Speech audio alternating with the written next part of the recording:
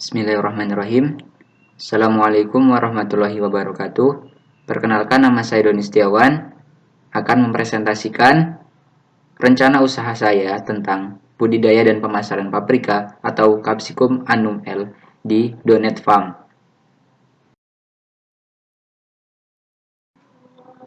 Untuk yang pertama, itu ada deskripsi perusahaan. Ada identitas perusahaan. Jadi Donet Farm ini terletak di Jalan Lintas Kabupaten Kepahyang, Desa Tangsi Duren, Kecamatan Kabawetan, Kabupaten Kepahyang, Provinsi Bengkulu. Untuk visi dan misinya, menjadi perusahaan terdepan, unggul, berdaya saing, ramah lingkungan, dan menjadi sahabat bagi pelaku pertanian. Untuk misinya, menghasilkan paprika segar yang berkualitas dan ramah lingkungan, menjalin kemitraan dengan perusahaan lain untuk memperkuat perusahaan. Yang ketiga, menjalin mitra dengan para petani sekitar untuk mengembangkan paprika sehingga menjadi komoditas unggulan, serta menjadi pengembang pasar agar harga jual tetap stabil. Untuk sejarah perusahaan, Donet Farm ini dirintis oleh seorang alumni Polbangtan Bogor bernama Doni Setiawan, di mana beliau melatar belakangi usaha ini karena pengalaman telah melaksanakan praktik kerja lapangan 1 di kelompok Tani Dewa Family di Kabupaten Bandung Barat, yang juga mengusahakan budidaya dan juga pemasaran paprika. Oleh karena itu, dalam rencana usaha ini, perintis mengambil usaha tentang budidaya dan pemasaran paprika. Lalu untuk jenis usahanya, Donet Farm ini merupakan usaha perorangan yang bergerak di bidang budidaya dan pemasaran paprika. Lalu untuk badan hukum dan kepemilikan, merupakan badan usaha perseorangan yang status kepemilikannya dimiliki oleh pemilik tunggal. Lanjut untuk pendahuluan, di mana ada 3 komponen, yaitu latar belakang, tujuan, dan manfaat. Untuk yang melatar belakangi usaha ini adalah stok paprika di Provinsi Bengkulu itu sangat susah untuk didapatkan, sedangkan permintaan akan paprika itu tergolong tinggi. Oleh karena itu, untuk menyuplai ataupun menstok kebutuhan paprika oleh konsumen lokal wilayah Provinsi Bengkulu, maka dilakukanlah rencana usaha budidaya dan pemasaran paprika. Selanjutnya, usaha ini dijalankan di Kabupaten Kepahyang, di mana lokasi tersebut sudah sesuai dengan persyaratan budidaya paprika, sehingga dalam menjalankan kegiatan usaha tidak adanya kendala yang berarti. Selanjutnya, adapun tujuan dari rencana usaha ini, yaitu yang pertama, meningkatkan kemampuan dan pengalaman dalam mendirikan sebuah usaha. Kedua, menyerap tenaga kerja di lingkungan sekitar, serta sebagai pemasok paprika khususnya di wilayah Bengkulu. Untuk manfaatnya, bagi perintis dengan adanya usaha Donet Farm ini akan meningkatkan kemampuan dan pengalaman di dunia usaha. Lalu bagi masyarakat sekitar, bermanfaat dalam hal terjadinya penyerapan tenaga kerja, serta bagi konsumen di wilayah Provinsi Bengkulu ataupun konsumen akhir akan terbantu karena tidak perlu bersusah payah mencari paprika yang segar yang harganya terjangkau dan mudah didapatkan. Selanjutnya untuk aspek pasar, di mana perkembangan pasar di wilayah Provinsi Bengkulu pada komoditas paprika ini sudah diminati oleh para konsumen, khususnya untuk konsumen menengah ke atas. Lalu untuk pangsa pasarnya, di mana pangsa pasar tersebut yang menjadi sasaran utama yaitu adalah konsumen menengah ke atas seperti hotel, restoran, supermarket, dan juga konsumen akhir. Lalu untuk strategi pemasarannya itu terdiri dari 4P, yaitu produk yang dijual adalah paprika segar yang baru dipanen dan dilakukan penanganan pasca panen agar kualitasnya terjaga. Lalu untuk harganya, harga yang dipatok yaitu bervariasi sesuai dengan grade-nya. Lalu untuk lokasi distribusi, itu lokasinya berada di wilayah Desa Tangsi Duren, Kecamatan Kabupaten Kepahyang, yang mempunyai kesesuaian dengan kegiatan usaha paprika. Lalu untuk promosi, paprika ini akan dipromosikan di bazar atau pameran UMKM di wilayah Bengkulu yang diadakan rutin oleh pemerintah Provinsi Bengkulu setiap bulannya. Selain itu, produk dipromosikan melalui media sosial guna menambah minat pembeli. Lalu untuk pemberian diskon, itu akan diberikan diskon 10% apabila ada pembeli yang langsung membeli di lokasi donate farm ini dengan pembelian di atas 100 kg. Untuk selanjutnya ada aspek yuridis. Terdapat yaitu produk yang dijual yaitu dipasarkan mempunyai kualitas yang baik karena telah mengalami proses penanganan pasca panen dan akan tetap baik sampai dengan di tangan konsumen. Lalu untuk badan hukum perusahaan, jadi perusahaan ini dibentuk atas permodalannya berasal dari sumber yang tergolong menjadi dua, yaitu modal pribadi dan modal pinjaman yang berasal dari Bank BRI. Lalu untuk kegiatan usaha, guna untuk melancarkan kegiatan usaha akan dilengkapi dengan dokumen surat izin perdagangan atau SIUP. Selanjutnya, pada aspek teknis terdapat keadaan lokasi usaha, di mana lokasi ini seperti yang dijelaskan di awal berlokasi di Desa Tangsi Duren yang mempunyai ataupun cocok untuk dilakukan usaha budidaya paprika, sehingga akan memudahkan dalam kegiatan usaha.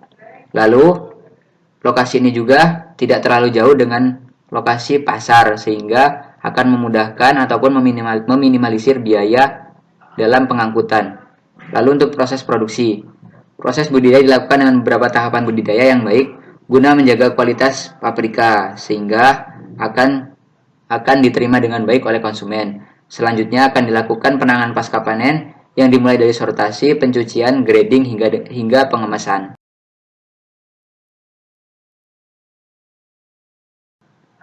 Pada aspek pengelolaan, seperti yang dapat dilihat di slide, terdapat struktur organisasi pengelolaan di Donate Farm. Selanjutnya, ada aspek sosial dan lingkungan, di mana terdapat dampak terhadap masyarakat, yaitu ada dampak positif dan negatif. Untuk dampak positifnya, itu usaha ini akan menyerap tenaga kerja.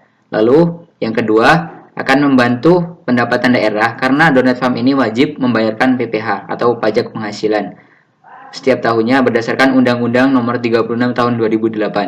Lalu, adapun dampak negatif dari usaha ini berada di dekat perumahan yang memungkinkan akan terjadinya ketidaknyamanan bagi warga sekitar, sehingga akan berdampak pula terhadap keberlanjutan usaha ini. Lalu, untuk dampak terhadap lingkungan, yaitu ada dampak positifnya, yaitu tanah dan iklimnya sangat cocok untuk dibudidayakan paprika, sehingga tidak mempunyai kesulitan yang berarti dalam menjalankan usaha ini.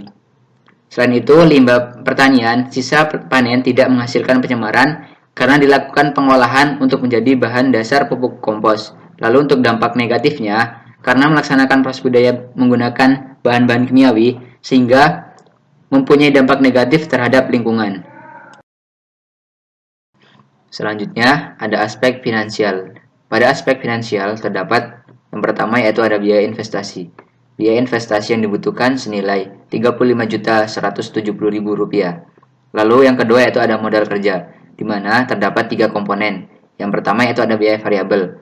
Jadi pada biaya variabel itu membutuhkan biaya senilai Rp55.847.000. Pada biaya tetap membutuhkan Rp13.080.000. Lalu yang ketiga yaitu biaya tak terduga. Itu didapatkan dari biaya variabel ditambah dengan biaya tetap, lalu hasilnya dikalikan 10%. Dengan hasil yaitu 6.892.700. Jadi, total biaya modal kerja senilai 75.819.700. Untuk yang selanjutnya, yang ketiga yaitu ada sumber pendanaan, di mana dapat dilihat pada tabel yang menunjukkan bahwa terdapat modal sendiri dan juga modal pinjaman dengan proporsi 66,7% merupakan modal sendiri dan 33,3% merupakan modal pinjaman. Lalu, yang keempat ada pelunasan kredit, di mana dapat dilihat pada tabel tersebut. Untuk cicilan, itu terdapat cicilan pokok 6 juta dan bunga 420.000, sehingga totalnya sebesar 6.420.000. Selanjutnya, yang kelima ada perhitungan arus kas, di mana tersebut terdapat 5 uraian yang terdiri atas arus kas masuk, arus kas keluar, arus kas bersih, kas awal, dan kas akhir pada tahun pertama sampai dengan tahun kelima yang dapat dilihat pada tabel tersebut. Selanjutnya, terdapat proyeksi penerimaan, di mana dapat dilihat pada tabel tersebut, usaha ini akan menjual 4 jenis paprika, merah, kuning, oranye, dan juga hijau, dengan pendapatan senilai Rp206.937.500 dan akan mendapatkan proyeksi laba rugi dengan senilai Rp114.998.237 per tahun. Selanjutnya, ada perhitungan revenue cost ratio, itu menunjukkan nilai 2,54 yang berarti usaha tersebut sudah layak untuk dijalankan. Lalu yang kedua itu ada BEP rupiah atau BEP harga, itu menunjukkan hasil Rp435.167,7 per tahun, dan BEP unit sebesar 1.179,86 kg. Selanjutnya ada payback period. Jadi payback period ini adalah pengembalian modal investasi dalam jangka waktu tertentu, sehingga dapat dilihat pada tabel tersebut menunjukkan bahwa pada tahun pertama usaha ini dapat mengembalikan biaya investasi yang telah dikeluarkan. Selanjutnya terdapat perhitungan net present value atau NPV, ada benefit cost ratio atau BC, dan internal rate of return atau IRR dapat dilihat pada tabel tersebut.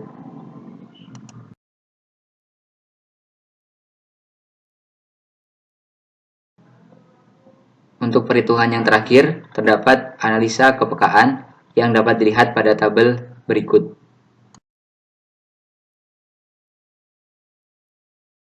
Demikianlah hasil presentasi dari saya. Apabila ada kata yang salah, saya mohon maaf. Kepada Allah saya mohon ampun. Billahi taufiq wal hidayah. Wassalamualaikum warahmatullahi wabarakatuh.